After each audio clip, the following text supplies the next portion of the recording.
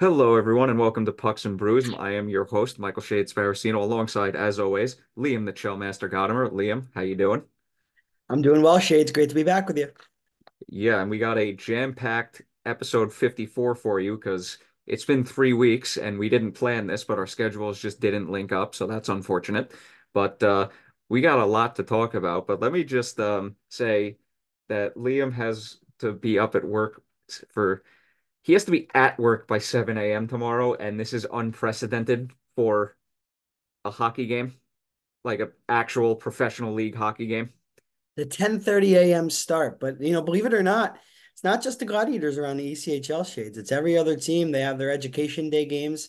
It's a great opportunity for the schools in the local area and the team, to invite new fans and grow the game a little bit. But it's an early start, and definitely the broadcaster feels the effects of that, and the players, of course, too. So it's going to be an interesting game. The last one we had this season was a 2-1 score.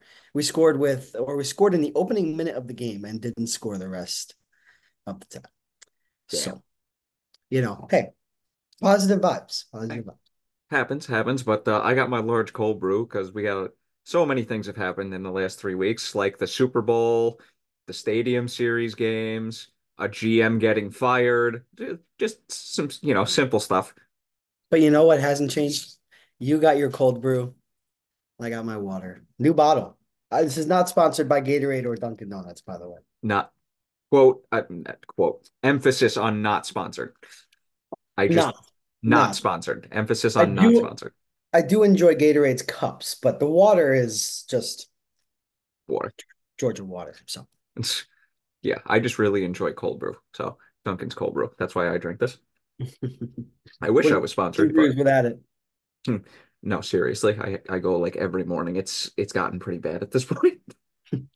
But yeah, we had like I said, the Stadium Series, the Super Bowl, the 49ers unfortunately lost to the Chiefs. Thank God there has been no talk of another pandemic because that's what happened last time those two teams met in the Super Bowl and the Chiefs won. So we're gonna keep our fingers crossed on that one. But we had a night where well, I think it might have been the same night or it was a week apart where McDavid in the same game where he had 6 assists, which I think set the record for the season this season. Anze Kopitar was a -6 in the Oilers versus Kings game, and that was the first time a former Selke winner was a -6 in an NHL game. So that was just absolutely wild that Interesting happened. stat. Interesting. All right. Yeah, when I saw that, I was just like going through Twitter, bookmarking tweets, screenshotting tweets. I'm just like, this is like unprecedented that this both of these happened in the same game. Right. Well, if anybody's going to do it to Kopitar, right, leave it to be Connor McDavid and the Edmonton Oilers. A Pretty six much. point for Connor McJesus doesn't hurt either. But Shades, what you neglected to mention in your recap about the Super Bowl. You know who scored Yes, the yes, I know game. who scored the game-winning touchdown. I stood up, yelled, and cursed at my TV. Yelled at my TV, cursed out Mecole Hardman on the sole basis that he was a former Jet who had one catch in 6 games. Trust me, I had about four witnesses see my just full-on meltdown reaction. Glad I wasn't the only one. Yeah. No, I got so mad that even my dad was like, "All right, dude, like calm down." But you know what? At the same time, you can't blame the player, right? All you can do is blame the team. They didn't know what they had, and Hardman went, bet on himself. The Chiefs bet on him too, and he scores the most important touchdown of the 2023-24 season. So Yeah, it just crazy, makes me crazy. it is crazy, and it just makes me sick that this was probably the two most vulnerable years the Chiefs have been as vulnerable as they've looked, which they looked very vulnerable. Didn't think I'd be saying that word as much as I am, but no team was able to take advantage, and I'm also sick of the Taylor Swift things. Thank God the season's over. I'll say that. Yeah, for sure. A lot of Swifties out there, so I don't want to offend, but a lot going on with Taylor and Travis and everything going on with that. So Yeah, and it made that also made me just want to change the channel at times, but hey, at least they didn't get married, or at least yeah. Travis didn't propose, or they didn't announce a baby. Oh, trust me, there's going to be a song written. I'm just waiting for it. Am I going to listen to it? Not willingly. Is it going to be on the radio? Yeah, so I'll hear it, but Yeah, it's gonna be there. We all know it's gonna Gonna happen. it's incoming Taylor Swift not one hit wonder, absolute hit single about McCole Hardman's Super Bowl game winning touchdown. Oh, Jesus Christ Almighty! You Jets try are and going to get kill me now, aren't you? eliminated. Jets are going to get eliminated from the playoffs, from the playoffs. And Shades is going to listen to the next show on the radio, and the first song they're going to play is that Taylor Swift feature about the once New York Jet. Can you just like prolong my agony, please, and not push it forward? back Yeah, to but back to yeah, that. back to hockey. Another insane thing that happened. I think it was 2 weeks ago. The the triple hat trick game between the Vancouver Canucks and the Minnesota Wild. The hat tricks in order: JT Miller, was it Joel Eriksson Ek? I'm not sure, to be honest. I just know that the Wild scored a bunch of goals in short succession there. I apologize if it's not Joel Eriksson Ek, but I'm pretty sure it was him. And the final one coming with 2 seconds left in the game by Kirill Kaprizov. That was the first time three hat tricks have been scored in a game in 30 plus years, which I wish I would have been watching that game, but I don't remember if I was home or not. But that's just like that's probably even more insane than the 6 assists and -6. Because we see blowouts like a couple times a season like that. To see three hat tricks in a game, it's been over 30 years. Yeah, I'd say three hat tricks in a game would be the more rare commodity. Yeah, so just absolutely wild. But hey, it's hockey, baby. That's hockey. That's hockey. Yeah, and we're less than a week away from the trade deadline. So with this extended intro, let's get right into the thick of it, shall we? Let's do it. So the first thing I want to talk about is obviously we had, you know, somebody it wouldn't be a full sports season or calendar year for sports without somebody doing something stupid and getting busted for drugs. And we had exactly that, where Adam Ruzicka of the Arizona Coyotes ousted himself. Nobody leaked anything. He stupidly posted the video on his Instagram. It was either his story or the reels, whatever the hell. He posted it, does a selfie, turns the video around, and what's on the table? Cocaine. And he would rightfully have his contract terminated for, frankly, being an idiot. Yeah, you wish that NHL players would have more awareness to that kind of stuff. And if you're engaging in that kind of activity, you shouldn't be, but if you are, keep it on the down low. And Yeah, Ruzicka didn't do that, and he gets his contract terminated, and that's that. Don't really think there's anything more to that. But yeah, just stupid on his part. But again, the truth comes out eventually. yeah. So. His stats were they're not even worth mentioning because they were pretty bad. But on a much, much lighter note, and pretty much on the complete opposite side of the spectrum, Valeri Nichushkin cleared the Player Assistance Program, which is nice to see. So he should be on the verge of being reinstated to the Avalanche. So happy he was able to get through the Player Assistance Program and clear that. Yeah, Nichushkin had a lot going on, right, during last year's playoffs, and there was kind of a situation that, not a lot of information really came out of it, but we knew that it was kind of a dark scenario, involving Nichushkin in some sort of fashion, and I don't really know if his presence in the Players Assistance Program was instigated by himself or the team, but if he checked himself in and he successfully went through everything, the Avalanche should have no issues taking him back. Hey, that's what the Players Assistance Program is for. You go through it in a time of need, you come out a better person and player, and hopefully the same rings for him. So Yeah, I believe that was he was drunk one night and just said something really stupid to a police officer. that was you're talking about Galchenyuk. Right. Okay. Yeah, you're right. I love Nichushkin, how it was also the Coyotes. Nichushkin was with a female with the Avs Mm.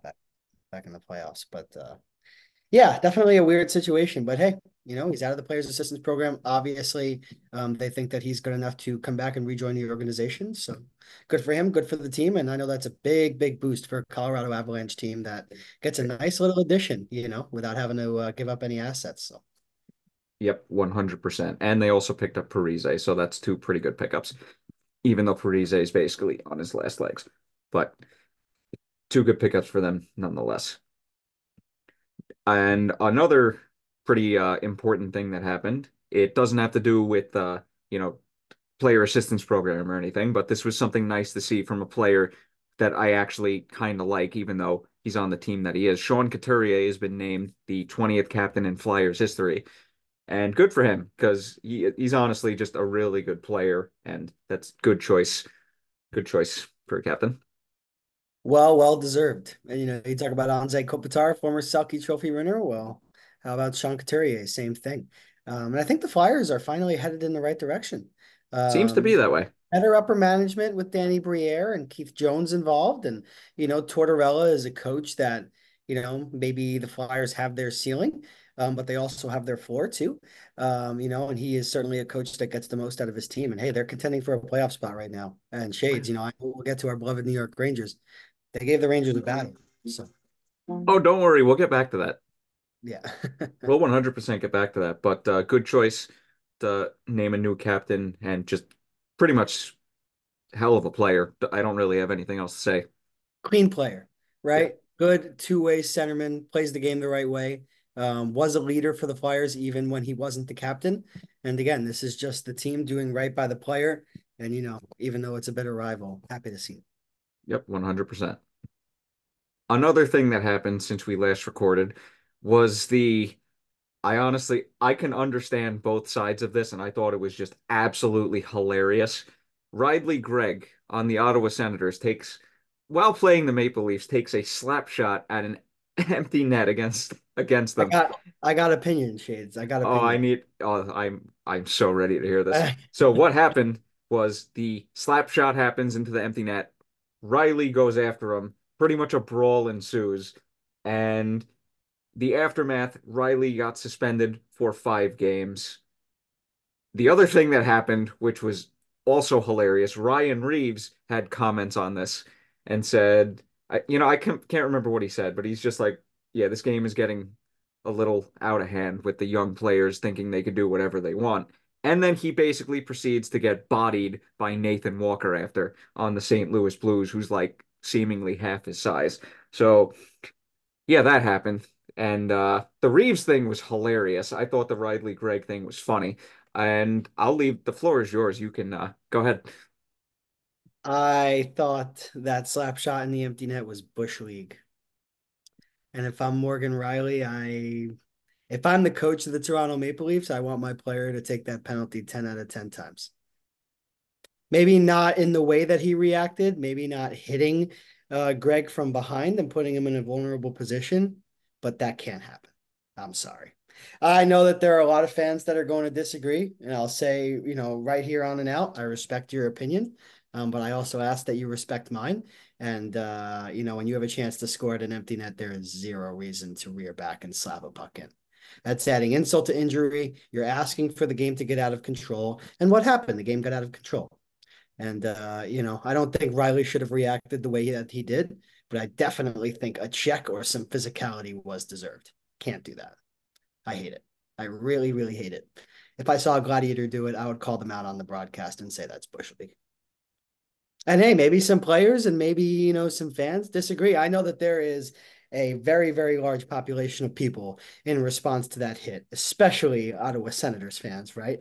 That defended, a player's ability to go and take a slap shot at an empty net because a goal counts all the same. But for me, just not a fan. There's a reason why 90% of empty net goals, unless they're heavily defended, if you're going in all alone, no shot taken. You just skated into the empty net, Hmm. you know. So I think, Greg is going to an extreme by taking a slap shot there. Let me know what you think. If you disagree, let me know. I can take it. What do you think, Shades? Honestly, you think it's Bush League? That's a valid point. Well, yeah, a little bit. Okay, I mean, I still thought it was hilarious. No, Yeah, okay, because I here's don't the think thing. the league finds it hilarious. Oh no, the league definitely doesn't find it hilarious. I think as a fan, it's okay to find it hilarious. I do, and especially two franchises like the Maple Leafs and the Senators. Never a bad thing for a Leaf to get involved in some controversy or a funny moment. Um, and I don't really know if the Senators are really in a position to be doing that kind of stuff. No, I mean, I mean, where are you in the standings again? Like, towards the bottom. you're a young team, like is that the culture that you're trying to build? Going and taking slap shots at empty nets against rivals on home ice. And, and this is how I'll leave it. Any Senators fan that is upset for what Morgan Reilly did after the play should tip it, throw it out. All I'm gonna say is this. Greg had a response coming. He did. I'm gonna say this. As far as Reeves, that was pretty fun. That was yeah, okay. I'll just leave that at that. That Love was Revo. that was the Always actually will funny love thing. always will love Revo. Uh, So yeah, the thing me and Brendan thought this was hilarious because it's just like, well, I mean, in terms of Morgan Reilly, if you're gonna let the guy just walk right in and not even bother trying to skate to stop him, you're giving the guy the opportunity and he took it. So that was bound to happen eventually. yeah, okay. I see that. Um, yeah, I guess we'll just leave it at that. And again, like I think it's subjective. I think it just comes down to personal opinion. That's Oh, what I think makes the game so great. We all love this sport, but there are going to be certain scenarios that we may disagree on. And at the end of the day, we're all entitled to our opinions on the subject. So I'm very interested to see what Sheldon Keefe thought about it. And yeah, what I forgot what he said. Jen thought about it for Ottawa. So I'll get on that as the podcast moves along because that's an interesting topic for sure. Oh, 100%. So, speaking of scoring goals, this does not involve a slap shot into an empty net. Good. Alex Ovechkin, first 40 something games, 8 goals. He misses a couple games due to an injury, and 8 goals in 8 games. And it's been 3 games since he scored, but 8 goals in 8 games from January 27th through February 20th. That begs the question, is Ovi back? Shades, I said it a couple weeks ago, right? When we last recorded. Alex Ovechkin is Alex Ovechkin, and he'll always be Alex Ovechkin. And because he goes through a little bit of a struggle at the beginning of one of the seasons and the latter stages of his career, does not by any means think that he's done. I think I'll quote myself from either last episode or a couple episodes ago.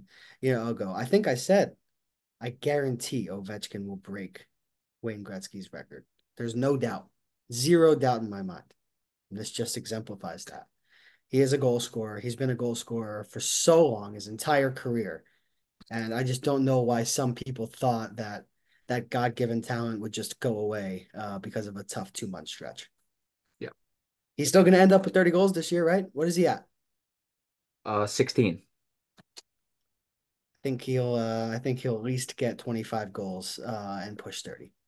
Yeah. I mean, he still has, I think, either a year or two left on his contract after this year. So I think it's 2. I forgot to look that up. But hey, I think this just proved that he was either playing hurt or was in fact injured and arguably should have stopped playing earlier and took some time off earlier in the season. And also, just to note, this is one of and I don't want to say worst, but I don't want to say weakest either. I guess I'll say weakest. This is one of the weakest Capitals rosters, in the last decade here.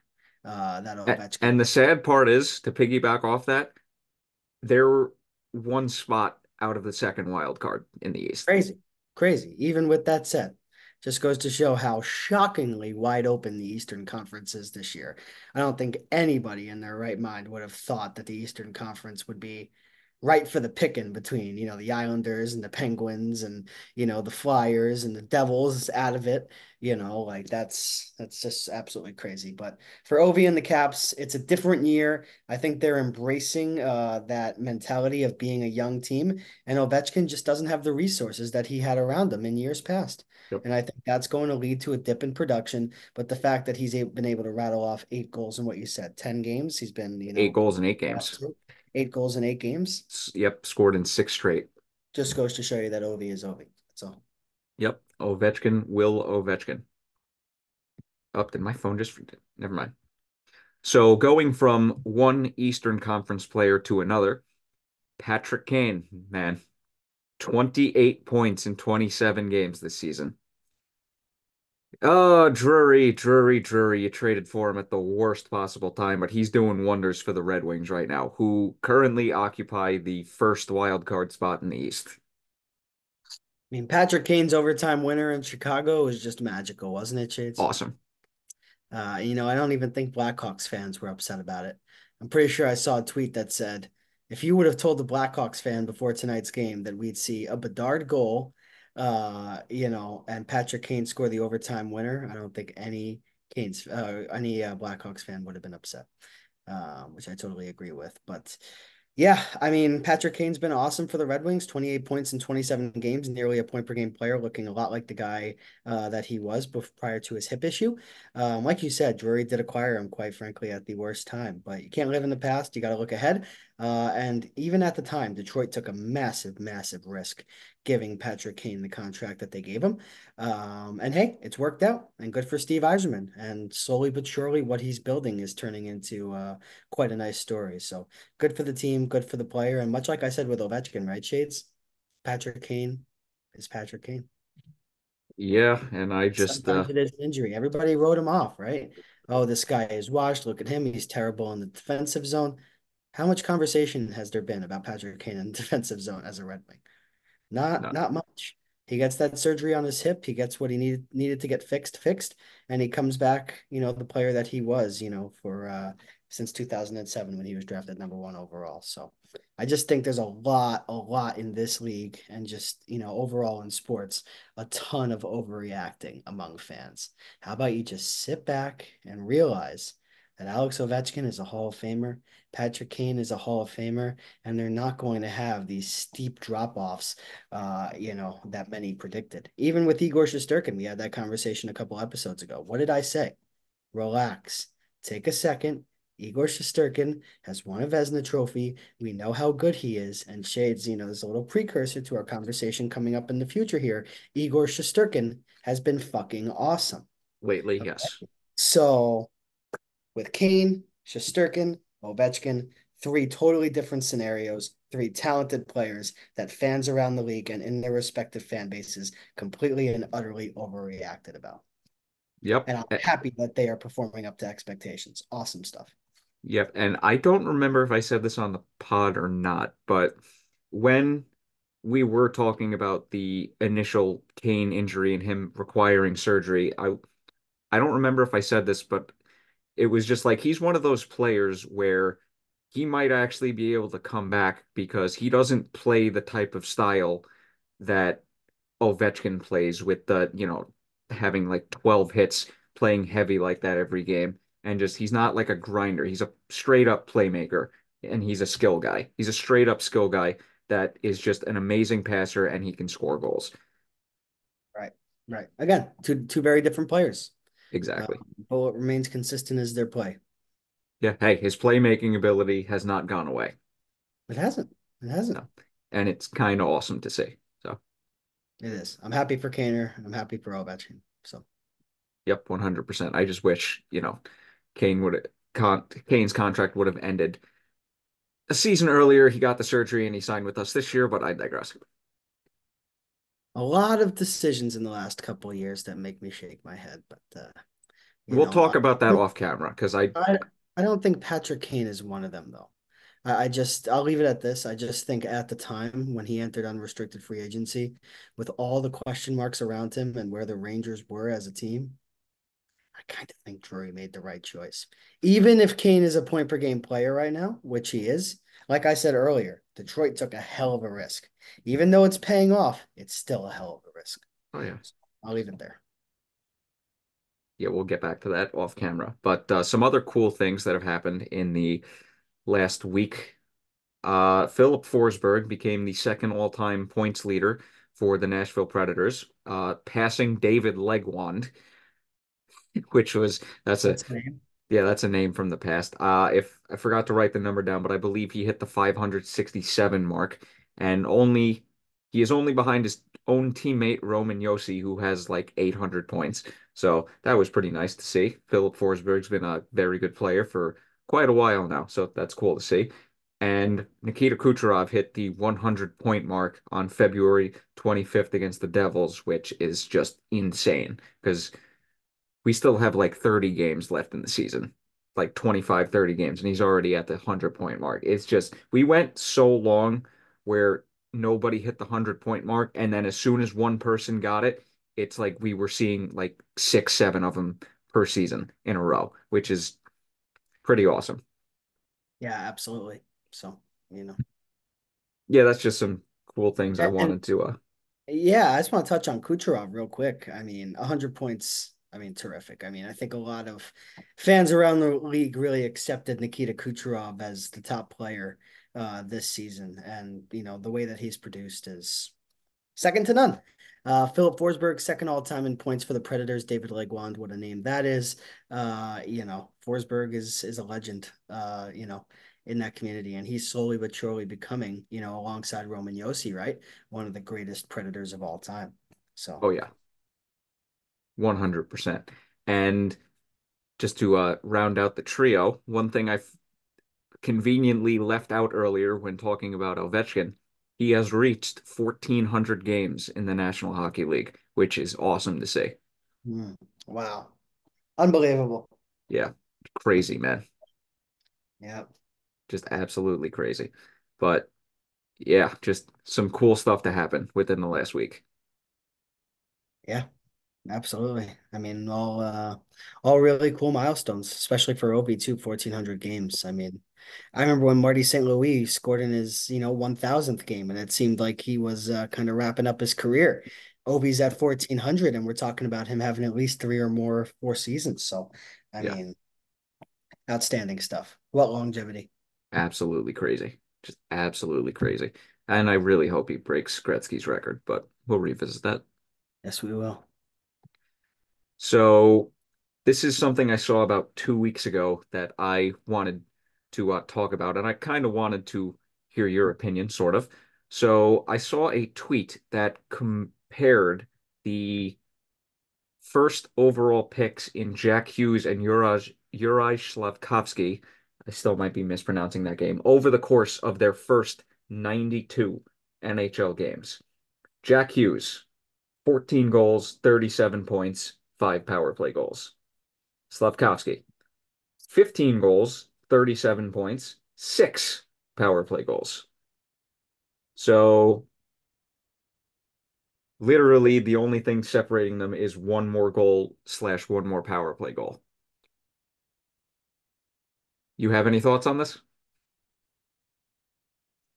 I think you're comparing two players that you kind of can't compare, quite frankly. I think it's interesting. I think Habs fans maybe wanting to make themselves feel a little bit better, comparing Slafkovsky to Jack Hughes, who's a bona fide superstar. You're talking about a winger versus a centerman. You're talking about someone who is 6'3" versus someone who is 5'11". Um, he reminds me more of Capo Caco than he does of Jack Hughes. I know Kako wasn't putting up 30 points in 58 games, though, in his No, second season. no. So I think there's a little bit more of a middle ground. But I think to compare those two and to say that because of those stats, Slavkovsky's trajectory is similar to that of Jack Hughes, I just don't see it. I mean, look at Jack Hughes' stats, right, year to year. What season were you talking about? Were you talking about his second Just year? just comparing the first 92 games So because he put that up was the specificity of the tweet. 21 points in 61 games in his rookie year. Okay. Don't really know what you have. 31 points in 56 games in his second season. He Not goes bad. from minus 26 in his first year to a -3.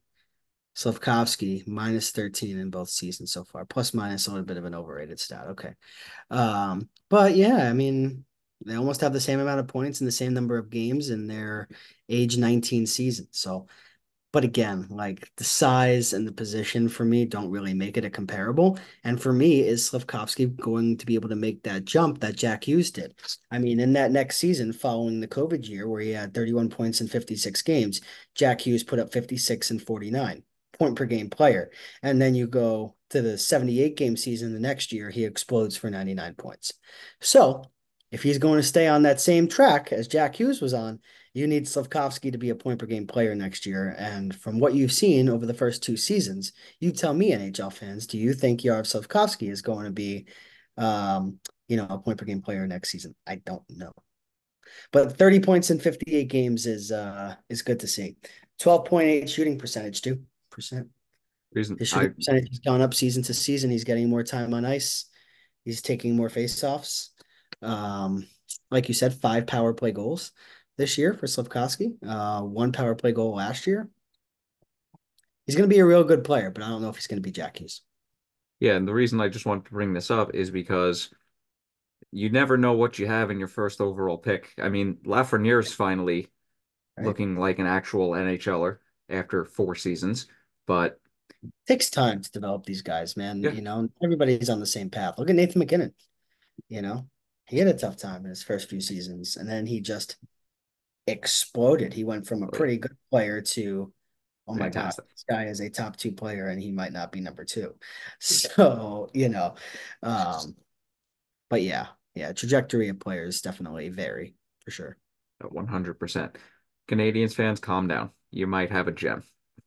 And Lafreniere, by the way, 36 points in 59 games. So very similar to Slipkovsky, Playing pretty but good. Lafreniere is 3 years older. So Hey, so playing, I echo your sentiment yeah, that the fans have a good one in Slipkovsky. I agree. yeah. Just patience, patience. Patience, yes. And there's a lot of good pieces there, in Montreal between Slafkovsky and Caulfield. Let me tell you, Suzuki, Suzuki, he might not be a part of the Montreal Canadiens when they're ready to win a Stanley Cup, but you know who's a dog and underrated? Severely underrated. And if Montreal wants to sell off at the deadline, this guy could be huge for a contender. Jake Allen. interesting. Veteran. He is a gamer and a dog. Watch out for Jake Allen. Just want to put that out there. But they're in a very interesting position. They're a very good young team, well coached with Marty St. Louis. So future's bright. Future's bright. Definitely. Yeah, so I also wanted to touch on a different Canadian team in the Winnipeg Jets because the rumors have been circulating again about either relocating or selling the team. And this is basically in response to season ticket sales in general being down a couple thousand from a few years ago and them just struggling to get fans into games. Right. And they do, in fact, have the smallest arena in the league. They are arguably the smallest market in the league, and they're just having trouble getting fans to the building. And I just don't want to see them get relocated again because it's already happened once. Maybe they'll come to Atlanta. They'll just flip flop. That'd be Yeah, cool. I'll send the franchise to Atlanta for a few years, then we'll send it to Winnipeg, then we'll send it back to Atlanta. Yeah, I mean, sometimes money talks, right? Yeah. And sometimes the situation is what it is. And I know the NHL really doesn't need to be dealing with a situation in Winnipeg when you have what's going on in Arizona. Yep. You kind of can't have two teams that you're thinking about relocating, because Shades, relocation just doesn't happen all that often. Yeah. Um, and there are a handful of markets, but when you really break it down, are there, right? Quebec City, I don't really think I the don't think the NHL has any NHL interest. wants to go back to Quebec. Exactly. Salt Lake City, Utah, sure. Another team in Texas, I don't know. Atlanta, don't ask me. Yeah. Don't ask me, no comment. But yeah, definitely what's going on in Winnipeg definitely deserves to be a conversation. And it's unfortunate because that's an awesome fan base. When they have their whiteout and their playoff games and, they're able to sell out the MTS Center, it's awesome. But when you have one of the smallest arenas in the league, one of the smallest markets, like you said, and you're failing to sell out the building, despite having a pretty damn good hockey team, sometimes you're dead to rights at that moment. I mean, Yeah. I would love to go see the Jets, Oh, same. are in Winnipeg, but sometimes those within the fan base have more information to why things aren't going too well. Sometimes it's more than numbers, sometimes it's not. But the NHL is going to have to make a decision. Yeah, I just hope the franchise doesn't fold because that's a team I actually enjoy watching. There's a bunch of players on the team that I like, and yeah, like you said, we don't need two Arizona situations. We really don't. You don't really need to create a problem where there is none. But I think if this is coming out, and this is being made public that they're struggling in this area, the NHL is going to be forced to act. I And will I say this. think there's a decision coming with Arizona too, Oh yeah. you know, like on both sides, like you said. I will say this though. I would prefer a relocation over a 33rd team expansion. Agreed. Agreed. But I don't want either situation, whether that be in Arizona or Winnipeg, to come to a relocation. Because I think both fan bases are awesome. And I think both fan bases want to retain their team. I mean, how about Arizona coming out and supporting their squad while playing at Mullet Arena, amid all the uncertainty? You talk about another fun team, right? Arizona's a team I like to root for. They're second affiliates with the Gladiators. That doesn't hurt. But they're also a nice, young, fun team. And so is Winnipeg. Um, and I think, Gary Bettman and the NHL kind of, you know, has an obligation to do what's right in those cities and, really give it all they got in order to try and make it work. That's Yeah. where I stand. Yeah, well said. Fans go to the games. Please don't have them relocate We got a minute or 20 so. No, I before we know. cut here, Shades, but quick question for you before we where would you move one of those teams? Let's just say one of them has to go. You don't have to specify which. Which market would you choose for them to go to?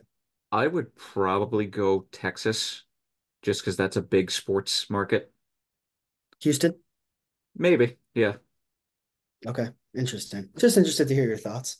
Yeah, I You would. know, Only reason I'm saying that is because it really is a big sports market, and I don't think they should try the painstaking process of trying to grow hockey in another market at the moment with what's going on in Arizona. That's not a bad that's it's not a bad opinion to come from because if you're the NHL you kind of have to go with the opinion of do what works. Yeah, And hockey in Texas has worked. And whether they bring a team to San Antonio or Houston, we shall see. we shall see indeed. And last but not least, before we get to our beloved Rangers talk, the Vancouver Canucks recently on a four-game losing streak got called out by their coach, basically. I don't have the full quote in front of me, but Rick Tocchet basically said a lot of no-shows tonight, and they're just not playing not playing good the last couple of days, and this your coach calls you out, probably deserved, and I think two main reasons are hurting this team right now. One, they had some player go down with injury, and it kind of affected the chemistry of the team because the guy was on, I think from what I saw on Twitter, their third line, and that was basically the engine behind the team. And obviously the trade for Elias Lindholm kind of threw the chemistry off a little bit. So those could be two contributing factors. But yeah, I mean, to get called out by your coach like that, we don't see that a lot. The most frustrating thing that happens, Shades, in sports sometimes when you have a team that is performing well above expectation, like the Vancouver Canucks are. Right before they made the trade, they were contenders to win the West. I think they still are very much contenders to win the West. But I think they tried to overcorrect a non-issue. And you bring in Lindholm and you break up the chemistry that they had and that they were forming and it ruins everything. And I think a lot of fans thought, well, we'll bring in Lindholm and that will be awesome. We'll bring in another Swede and, it'll keep Elias Pettersson happy and, we can go on from there and we can go on and compete for a Stanley Cup. Well, guess what? Elias Pettersson's contract situation is coming up as a story and that the Canucks might have to trade him. So I think they overcorrected far too much. I think it's showing up in their play, and I think it might show up in some resentment from their top end superstar.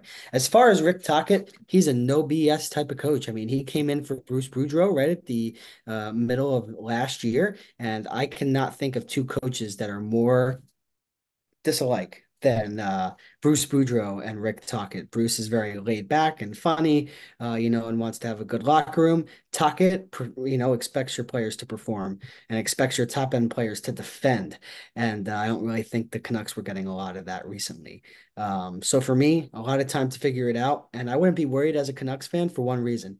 You don't want to be playing your best hockey right now in February. You want to be playing your best hockey at the end of March going into April, when the Stanley Cup playoffs are on the horizon. So there's a lot of time to figure it out. That's the silver lining. But let me tell you, Shades, if we get an early knockout from the Vancouver Canucks this offseason, Pettersson's contract is going to be such a big story. It's going Oh, to be a big one 100%. because Elias Pettersson, I mean, it's probably a top five young center in the league. I mean, probably the best center to enter the trade market since Jack Eichel. And he might even be better than Eichel was at the time, which is saying something. Um, Yeah, the Canucks are in a sticky situation. Tockett's got to make sure he has that locker room, and they got to make sure that they don't underperform going down the stretch here. But I wouldn't be worried about playing poor hockey right now. Got to just make sure you're playing well going into the postseason. So, Yeah, they just got to hope they figure it out come playoff time because that's what happens sometimes when you make a trade ahead of schedule. You give the player, or ahead of the trade deadline, I should say, you give the player that much more time to get acclimated to the team before you can't make any more moves. right. So Well, I here's wouldn't be worried. if I could expand upon the Pettersson talk. I'm just reading on an article here from CanucksArmy.com. What? This is what came from Elliot Friedman. Glenn, I quote, "At the start of the season, Pettersson was chatting with Friedman and said he didn't want to negotiate in season.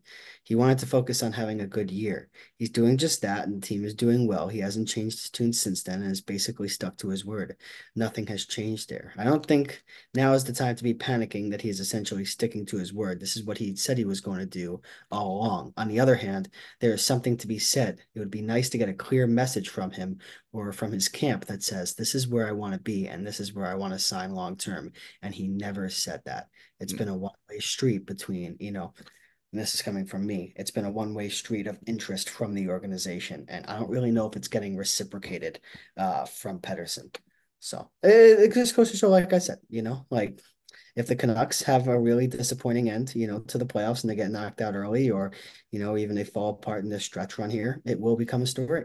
So a lot of layers to what's going on with Vancouver right now. I'll leave it there.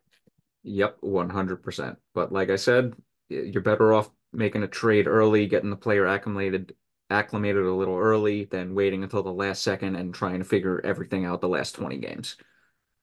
So, Right. yeah. And now we move on to our beloved New York Rangers. And quite a couple things to note here. This happened a couple weeks back. The Rangers placed Tyler Pitlick on waivers and just that makes two free agent signings from this past offseason no longer on the team. The other one being Nick Bonino, who I believe is still a free agent. He is, yes. Yeah. And now Pitlick's gone. So two, like 0 for 2 on those two so far. Artem Anisimov was apparently on a PTO with the Wolf Pack. I was completely oblivious to this until I saw he got released from it. Played 18 games for the Wolf Pack, a goal and 3 assists for 4 points.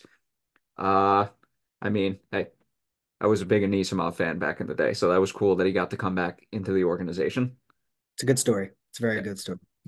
100%. Also, the Rangers extended Jonny Brodzinski for 2 years at an AAV, I think of like 7.875 or something. It was something like right around there. I think it was a one-way deal. That was what made it interesting on Brodzinski's part. Because he's been going up and down, from the AHL to the NHL. I don't really think the cap hit mattered as much as the stability did. And let me tell you, Shades, let me know if you disagree, but I think Johnny Brodzinski has earned his spot as a full-time bottom six NHLer with the New York Rangers, at least for the next 2 years. He's been Kid's got a awesome. motor. He's been awesome. And it's energy and it's effort and it's character. And, reminds me of not as skilled as this player was, but reminds me of Ryan Callahan with how much he brought to the lineup every single night. Knows his role and does it well. That's what championship teams need. And the Rangers, if you look, with Jimmy Vesey as well, you have two players that are signed for a combined 1.8 million, that are pivotal pieces to your bottom six. Meanwhile, you have Barkley Goudreau making 3.6, but I'll leave that for another story for Yeah, another time. yeah, 100%. But yeah, Yeah, that just pisses me off knowing that, but I digress. I won't get into it, not in this episode at least. But some other things that happened. Uh, we touched upon the Stadium Series games, and I was lucky enough to be at the Rangers Islanders game at MetLife, and holy crap. Let me just say this. First 90 seconds were great. Yeah. Then it was just complete crap for like 15 minutes, and then the last 5 minutes were great. And then overtime was great. There you go. I got a couple questions for you. So Rangers start off hot, right, with Gustafson. I mean, what was the reaction there with that goal? Oh, people were hyped. Kind of went nuts. And then Mhm. what? The Rangers just gave up four straight. Were they down 4-1 at that They were point? down 4-1. Oh my goodness. Yeah, no, it went from great to, How were the Islander fans? Loud? I would say they got loud when it was like 2-1 and got progressively louder over the course of the four goals. But I will say that the Rangers fans did outnumber them pretty handily. At best, it was 65-35 for Islanders fans. It may have even been 75-25. Hmm. Gotcha. Rangers fans kind of we took the majority there, which was nice to see. But this was one of those games where I was just watching and I'm just like, for some reason, I don't think this game is over. And then when he pulled the empty net with like 5 minutes left, Laviolette, I was just like, dude, what are you doing? It's like, this is way too early. I know we're down 2 goals, but still, it's way too early. You got to wait until there's like 3 minutes left. But the Islanders shoot a puck down the ice, and I swear to God, when the Islanders player let it go, I thought it was going in. Thank God it missed by a mile. And they take penalties. Kreider scores the fourth goal. Mika scores the game tying goal. And let's just say we were going absolutely nuts, which was great. And then Panarin won it in overtime. How was that? I mean, definitely a little bit of a delayed excitement, I'd imagine. I was so confused because I'm just like, I wasn't paying attention to the referee. I was just like, did they call it a good goal on the ice or no? What's happening? Yeah, I was watching on TV. I believe it was called a good goal on the ice, and It there's no was. reason why it shouldn't have been a good goal. It was. Dobson knocked his own net off, Yes. and from the TV feed, probably very difficult to see live. If you put the net back on in its rightful place, where the puck ended up, it's in the net. Oh, 100%. So that's a goal, and some Islander fans trying to cope, kind of saying that it shouldn't have been a goal, because of this or because of that. No, that's clean, and glad that Panarin was able to get the OTGWG. So glad you Sick. had a good time too. Yeah, That's that awesome. was my second outdoor game. First one as a fan. The Where were first you one, sitting? I was sitting in the 300s. No, like which side though? Like Oh, sitting. the side that the Islanders came out of the tunnel. Okay, okay, Yeah. gotcha. Could you see well, or like It, was it I tight? had trouble adjusting at first, but like once the tail end of the first period hit, I was all right for Okay, the rest of the game. Yeah, it was hard to see at first. Then I really had to focus. right, right. But yeah, so Panarin scores, the bench empties. I'm just like, what's happening? Did they call it a goal on the ice or not? Then they go to review, Right. and then I had my camera ready. The goal on the ice is confirmed. We have a goal, and we just go absolutely nuts. That's awesome. Just what a fun day. And also, I did end up getting 2 Dunkin' hot chocolates there. I completely forgot how good those things were. It's been a minute since I've had one of those, and it was delicious. Never had a Dunkin' hot chocolate. It's actually very good. Hmm. Just wait a minute until it cools off because you will burn the top of your mouth. Hate that. That's a pet peeve for sure. Oh yeah, no, that's awful. But yeah, 2-0 in outdoor games. I was 1-0 that at that point in the season, game I go to out of state, but I will Right. gladly take it. And I am going to skip ahead to the game in Philly this past Saturday because I was also at that game where I was like 8 rows from the ice Hmm. and I paid 175 for the ticket. And let's just say that 175 would not even get you into the Garden for half the games this season. It's true.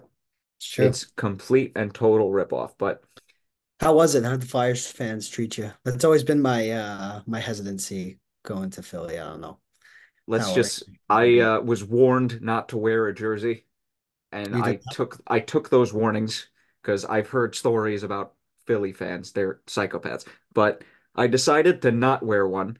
I was lucky because we were surrounded by Ranger fans, thank God. So I would have been fine had I worn it. But oh well. So you got a Um, front row seat for the Rempe Delorier fight, huh? oh, that was fantastic. Yeah. I had a very good view of that too. It was, oh my God, dude, that was like the best fight in years. We'll talk about Rempe. We'll talk about him as we go Oh yeah. along. Oh yeah. Uh, Well, don't worry. 175 for a lower bowl ticket, like 8 rows from the ice for that game. It was Say so uh, awesome. say you did pretty well. Yeah, that was awesome game to be at. And that was, dude, the fight in itself was just awesome. It's just like they were just throwing I think that was the throwing best fight of bombs the at each season. other. It was great. Yeah, that was Delorier is a there's a reason why Philly gave up a first round pick for him. He is kind of the top end of enforcers. So good on Rempe for standing up and fighting him. But I'll have more of an opinion on that later. Oh, and speaking of Matt Revy, he also All scored his right. first NHL goal. There you go. Yes, he did. Game winner, right? Yes, sir. It's the game winner. Yeah, 2-1. And then I forgot to check out the highlights because I usually don't watch the highlights just in general. But from what I was texted right after the game ended, I basically got the text of, you don't understand how close Philly was to actually scoring at the end. And I'm just like, yeah, I probably don't. It was probably close, though. We It was almost blew it.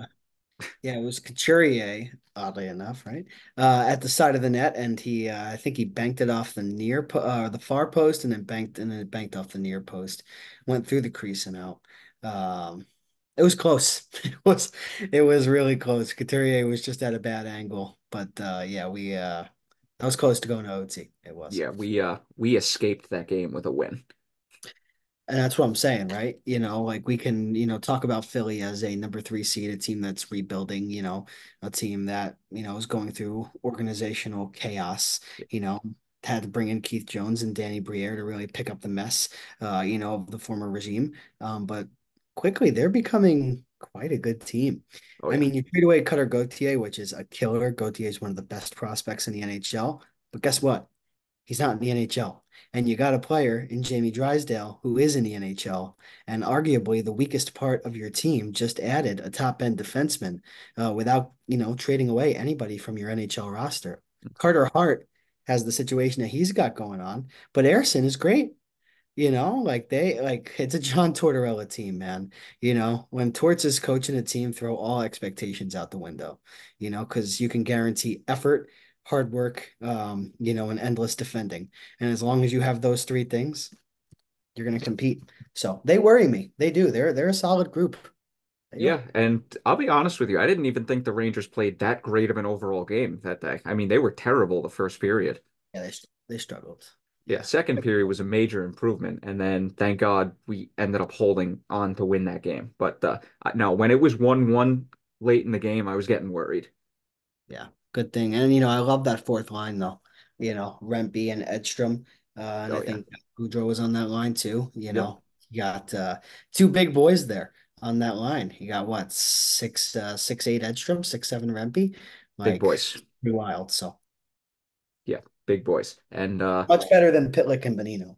yeah, No yeah. offense to those two. I mean, they have their role, but for the Rangers, I just think adding that extra element of size, like it's a very skilled team, but now you have two players that are going to protect, your high end guys. And if they can produce a little bit, look how awesome and productive Derek Dorsett was during the run that the Oh yeah. Rangers had in 2014 and 2015. You need those guys. Oh yeah. Him rotating in and out of the lineup with Carcillo, that just worked. It was huge. And ironically, right? First round series against Philadelphia, Carcillo, a big goal at the Wells Fargo Center. I remember Oh, that. that was great. That was Great. remember when he smacked the glass and all the Philly fans were throwing the finger at him. Oh Might just yeah. go and watch that after the pod. That That was was literally a top three moment from that playoff run. And there was a lot of great moments from that playoff run. yeah. Yeah, no, they're yeah, and I think that was his only goal of the run. And I don't think he Might played have much been. after that first round, did he? No. I don't think so. Oh my Good gosh. times though. Good Uh, times. Good times. And hopefully we will have more of those times. Yeah, Um, and I mean, this is a cool stat and also an extremely sad stat, and which will transition me into our next Rangers thing. What the heck just happened? I'm actually watching the goal, but the volume was on my Oh, phone. nice. So that was, in fact, Rempe's first NHL goal. I was there, 2-0 on the season with 2 games out of state, and Matt Rempe officially has more even strength goals than Zibanejad has since Christmas. Yeah, yeah, it's a tough stat to hear, right? And I am going to fast forward to this past Sunday, which was the next day, 10 in a row, by the way, which I was at 2 of them. That was cool. 2 good games too. And well, let's just get this out of the way. Columbus, I'm not surprised at all that they broke the winning streak because it's always a team you don't expect. And plus, it was a back-to-back. They were bound to lose a back-to-back at some point because they had won like 9 in a row, the Rangers. I'm not surprised, but I'm just disappointed with the effort that they put out in Columbus. And holy crap, Mika may have had his worst game of the season. Yeah, and Columbus, they struggled. And Mika's still trying to find it. And, Kreider too. I think at this point, most Ranger fans have kind of accepted Kreider as, being most productive on the power play. Okay, that's fine. You're one of the best, redirectors and deflectors, in NHL history. Utilize your skill to your advantage.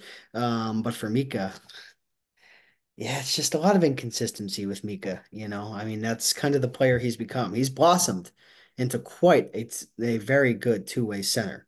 But also, year to year, you don't really know if you're going to get 45 goals or 8 goals. Hmm. And, Yeah, 48 goals or 28 goals. like maybe 8 goals might be a little bit low. But, down year for Mika, I think he'll turn it around. But I'll say this, I'll leave it here. If Elias Pettersson is available, Mika Zibanejad is available. Just saying. Just saying. I would trade Mika for Pedersen in a minute. Just saying. If that conversation comes up, he's got 54 points in 58 games this year. I can't believe we're having it's crazy that we're having this conversation, right? Like he's Well, almost because a player. because But here's the thing, and I think this is where you were going to go with this.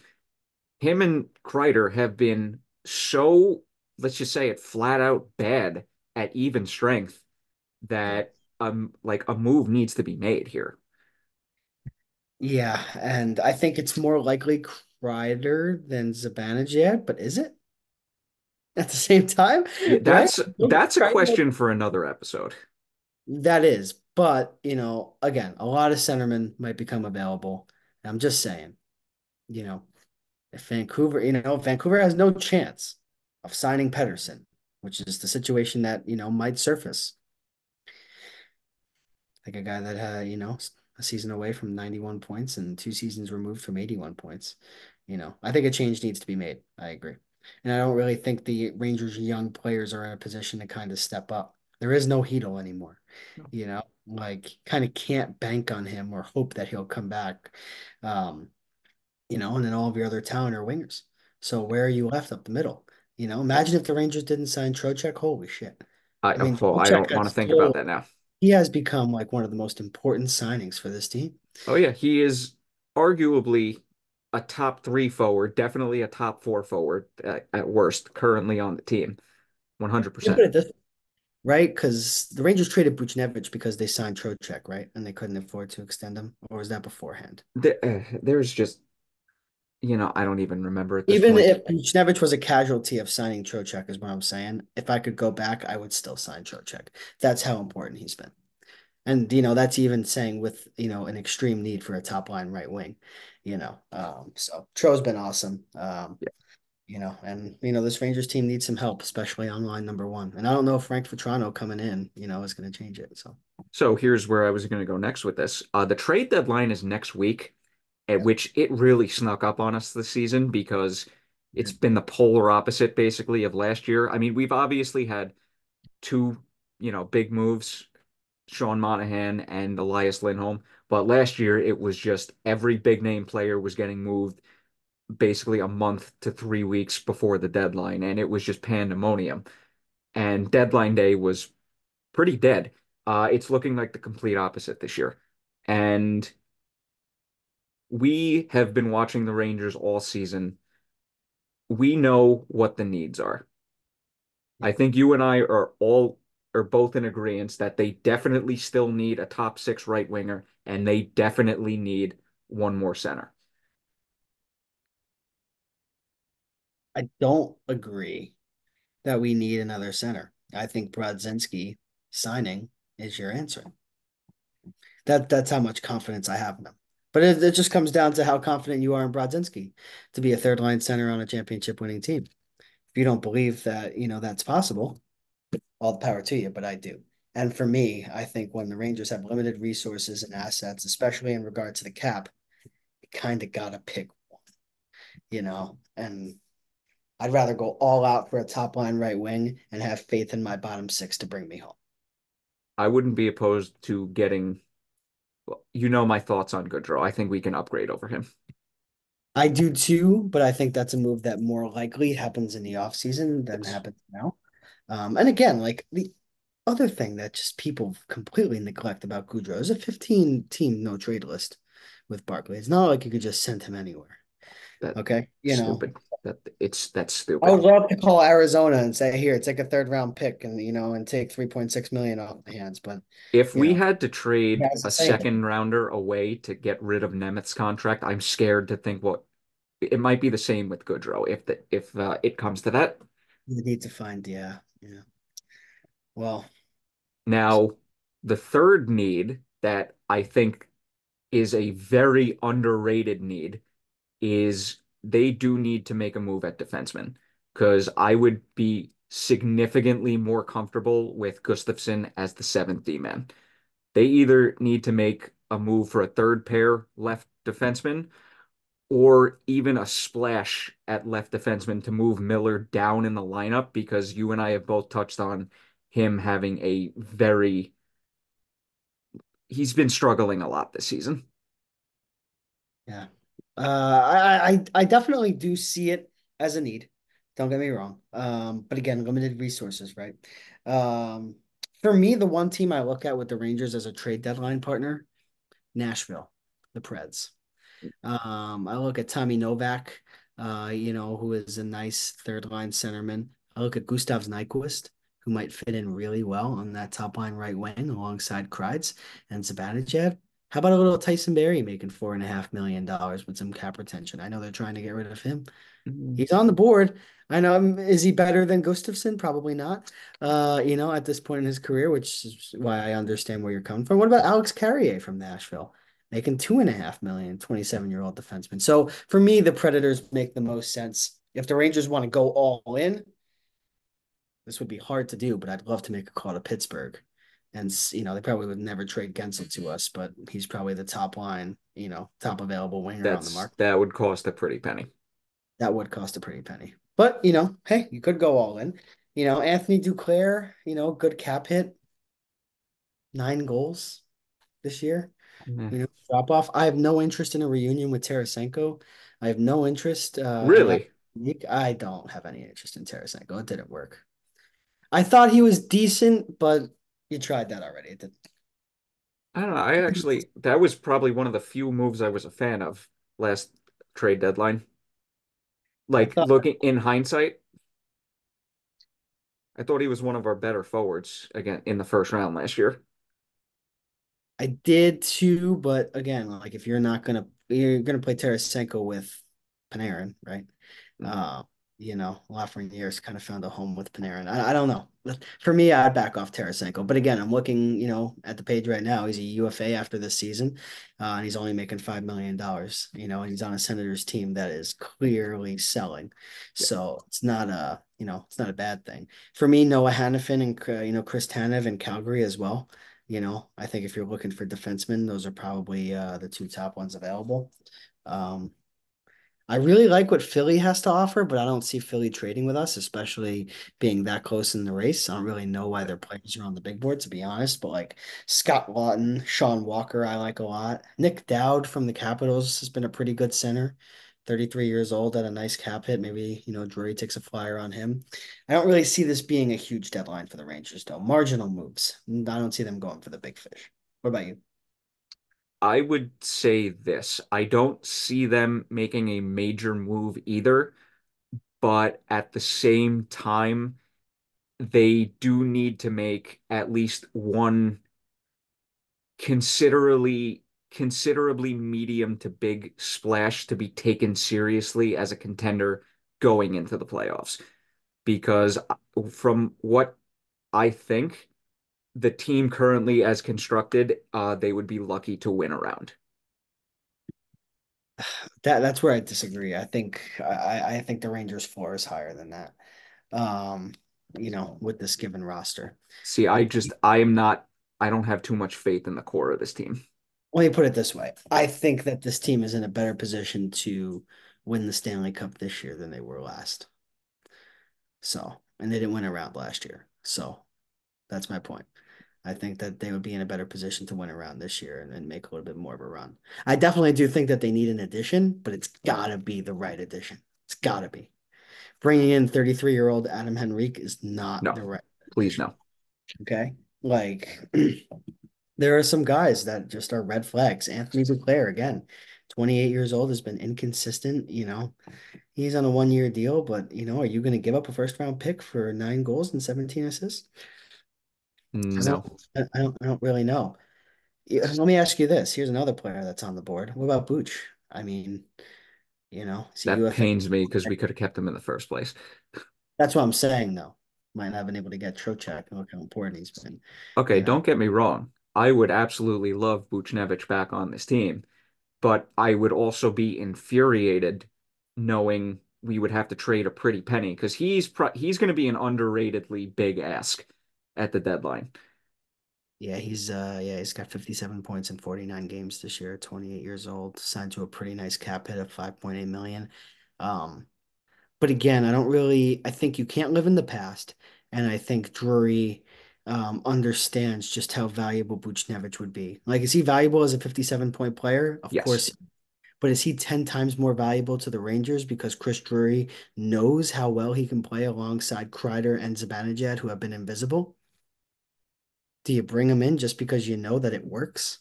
Tarasenko, sure, he played well, but do you know that there's legit chemistry there? I don't. I do know there's legit chemistry with Kreider, Zibanejad, and Booch. Yeah. So if I'm going all in on a winger that's making $5+ million, I know it hurts to call St. Louis and give them assets for a player that we just traded to them 2 years ago. But things change. We're in two different positions. St. Louis was coming off of a Stanley Cup win. You Yeah. know, we were, kind of exiting our rebuild and ready to take that next step. Now St. Louis is kind of in a rebuild themselves, and we're ready to go win that cup. So maybe Buchnevich didn't make sense for us at the time, but I think he definitely makes sense now. So I will say this. Don't get me wrong. Like I said, would love him back on the team, and he has definitely elevated his game since he's left the Rangers. My Yeah. only question is, would he be good enough to elevate Kreider and Zibanejad back to even average to slightly below average at even strength? Because they're way below average. Like they're arguably one of the worst first lines in the league at even strength. And that's saying a lot for a team with supposed cup aspirations. Yeah, no, it's definitely a good question to ask. And I don't know if Buchnevich is that guy, to be honest. Um, But the chemistry that Buchnevich and Kreider had, Buchnevich and Zibanejad had, like it was second to none. And there was a reason why there were a lot of tears flying around the room when, he got traded to St. Louis. Um, I like it, you know, not the end of the world though. Maybe Anthony Mantha in Washington, very similar player. I wouldn't give up a ton for him though, because I think I don't know. He's kind of a, 40 points in 47 games. He's kind of dropped off a little bit, but similar numbers to Booch, like similar player too. But I don't think Mantha moves the needle. I think Booch has a better chance of moving the needle. But like you said, I don't disagree. Zibanejad and Kreider have been one of the worst first lines. yeah, Let me just end it by saying this. If I'm reuniting a player with Kreider and Zibanejad, I'm bringing Booch back and not Vetrano. Because Vetrano is going to cost me a first round pick, Yeah, right? this time around, 100%. Cost us a third round pick last time. If I'm spending a first round pick, I'm bringing him back home, baby. Can you imagine? Can you imagine if Booch comes back home in that first game? Oh my gosh, I'm, that would be I'm, that'd be I awesome. I might celebrate. You know. Yeah, What I about might Zubin? celebrate. I would love him back on the team too. He's But making a pretty penny as well. But that's what's exciting. Next week's the trade deadline. Let's see what Chris Drury has up his sleeve. You know. yeah, I love how your camera's frozen 2 times in the last like 90 seconds. That's pretty funny. And I will end it with this. I just hope he doesn't make a move similar to the Andrew Kopp deal because looking back, that was a massive overpayment.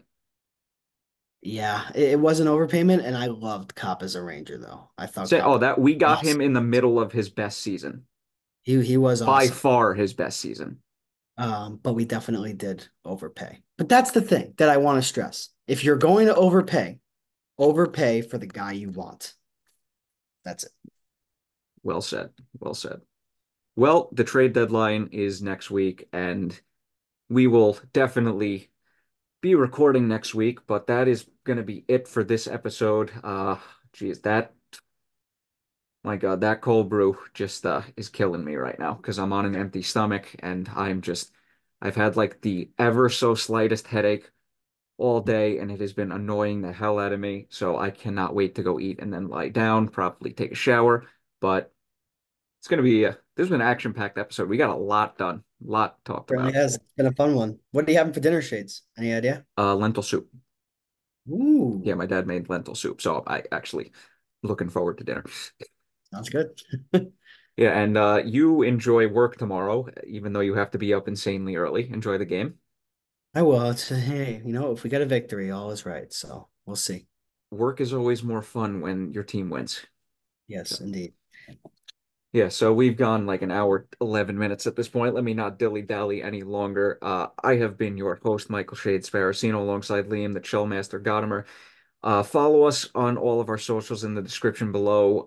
Like, comment, share, subscribe. Please subscribe to the YouTube channel. It helps us out a lot. And stay tuned for next week because it's probably going to be another busy ass episode. So that's all I got.